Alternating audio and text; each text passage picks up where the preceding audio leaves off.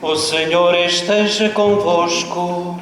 Ele está no meio de nós. Evangelho de Nosso Senhor Jesus Cristo, segundo São Mateus. Glória a vós, Senhor. Naquele tempo, os fariseus reuniram-se para deliberar sobre a maneira de surpreender Jesus no que dissesse. Enviaram-lhe alguns dos seus discípulos, juntamente com os herodianos, e disseram-lhe: Mestre, sabemos que és sincero, que ensinas segundo a verdade o caminho de Deus, sem te preocupares com ninguém, pois não fazes acessão de pessoas. Diz-nos o teu parecer. É lícito ou não pagar tributo a César? Jesus, conhecendo a sua malícia, respondeu: Por que me tentais, hipócritas? Mostrai-me a moeda do tributo. Eles apresentaram-lhe um denário e Jesus perguntou: De quem é esta imagem e esta inscrição? Eles responderam: De César. Disse-lhe Jesus: Então, dai a César o que é de César e a Deus o que é de Deus. Palavra da salvação. Glória a vós, Senhor. Ora, vamos sentar.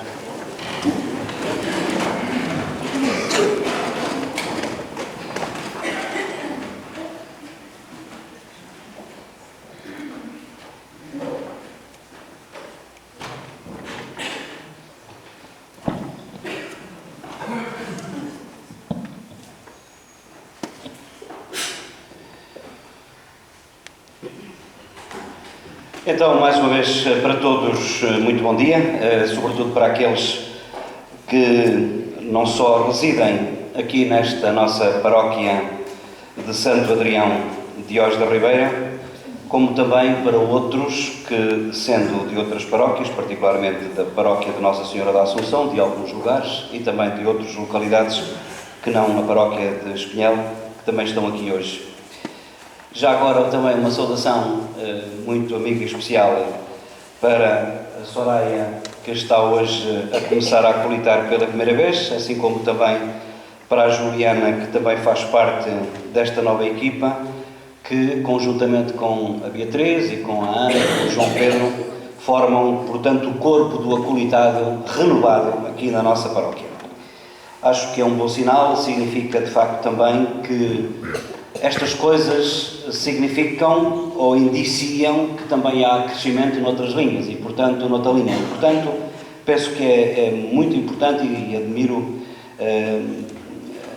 até a coragem, porque a gente sabe como são estas coisas. Aqui somos todos da mesma cor e entendem o que eu quero dizer com isto, mas depois, às vezes, há falta de melhor conversa, manda-se a boca e é preciso ter estômago.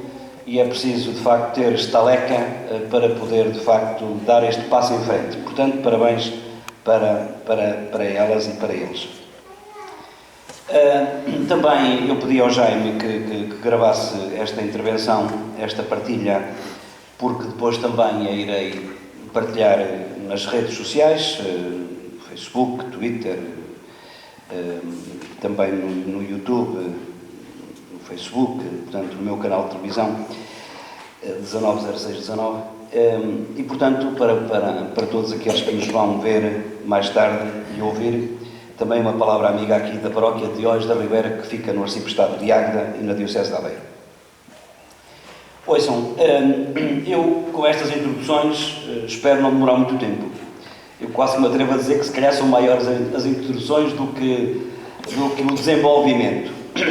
E eu gostava de vos chamar a atenção, sobretudo, desta leitura do Evangelho que eu há pouco fiz para mim e para vós, ali no Ambão, e gostava de vos chamar a atenção para este Evangelho que é nosso conhecido. Sabem que isto é sempre importante dizer isto, para fazer o contexto, que no tempo de Jesus o país estava dominado pelos romanos, o imperador em Roma é que governava o país de Jesus e, portanto, os impostos não ficavam na Palestina, iam para Roma. além dos impostos que eles já tinham por andar na estrada, por fazer isto e por fazer aquilo. Eles tinham um imposto, o tal tributo a César, que qualquer pessoa maior de 14 e com menos de 65 era obrigada a dar. E é isto que estamos aqui a falar. Porque havia pessoas que achavam que não se podia pagar. Pois, isto de pagar impostos ninguém gosta, e a mais quando não fica no país e vai para Roma, muito menos. Só que alguns achavam que se devia combater pela via das armas esta situação, e havia outros que procuravam ajeitar-se da melhor maneira que podiam para tentar, de facto, acomodavam-se para tentar, de facto, arranjarem alguns empregos, como agora se diz em linguagem de política, jobs for the boys. Portanto, empregos ou trabalhos para os rapazes, do partido ou da cor. E naquela altura era um bocado assim.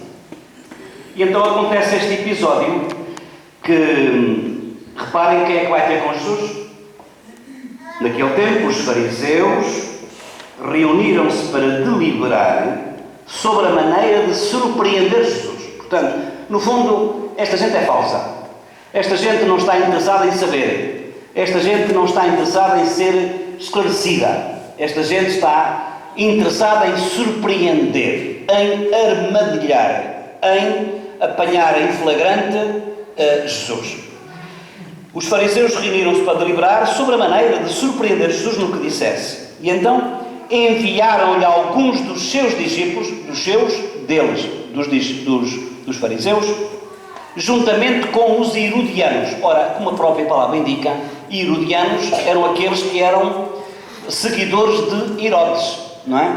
E, portanto, que eram representantes de Roma no país.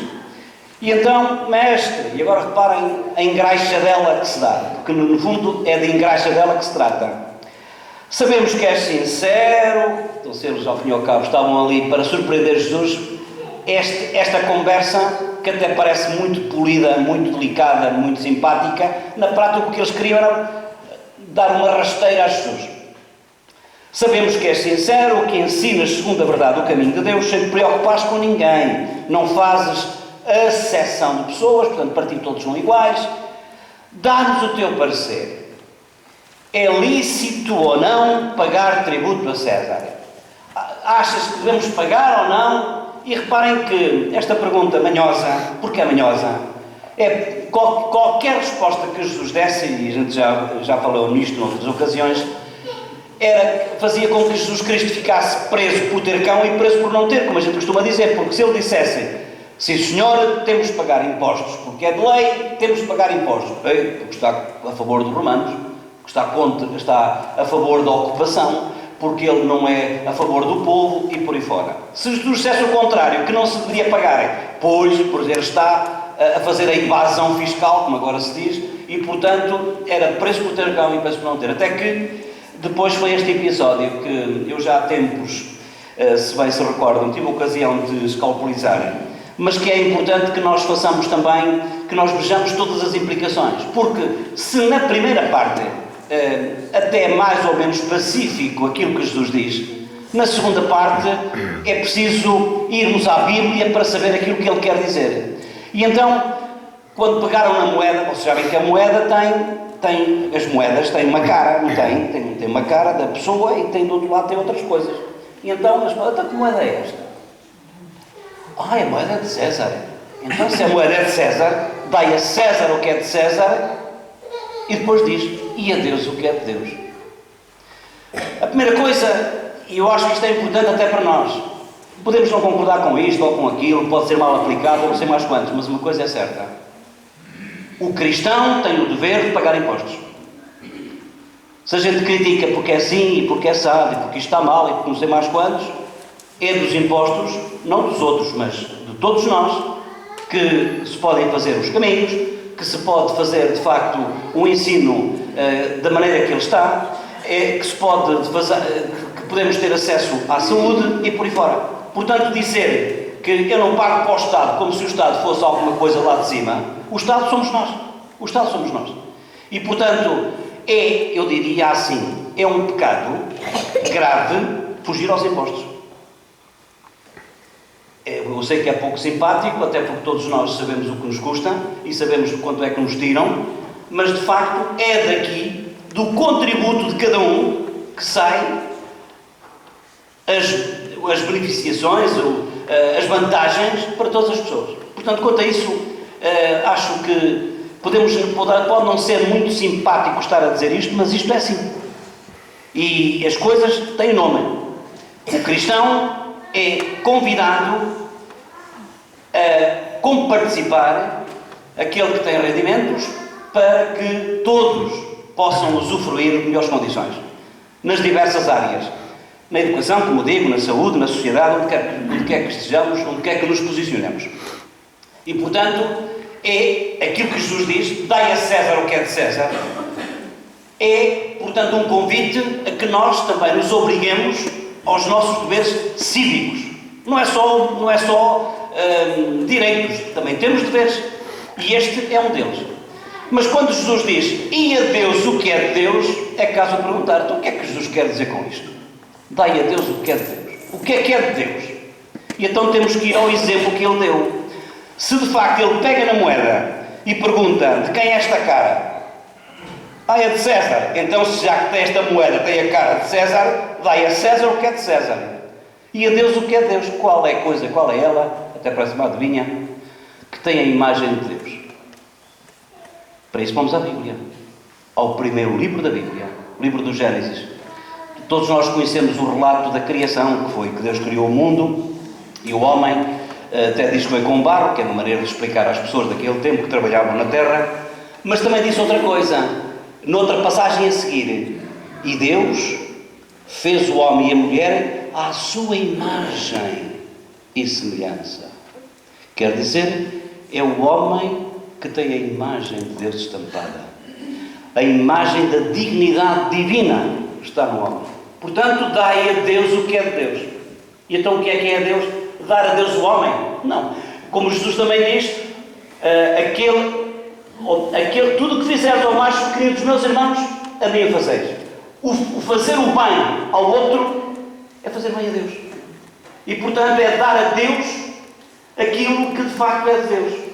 E portanto nós somos convidados também, é este o desafio que nos é lançado na Palavra de Deus de hoje, a favorecer, a dignificar as pessoas. E a gente sabe, meus amigos, a gente sabe muito bem que nem todos os homens, nem todas as mulheres valem o mesmo. Infelizmente. Nem todos são iguais. Infelizmente. E dar a Deus o que é de Deus, dar a dignidade, salvaguardar a dignidade humana, onde quer que ela esteja. A gente sabe muito bem.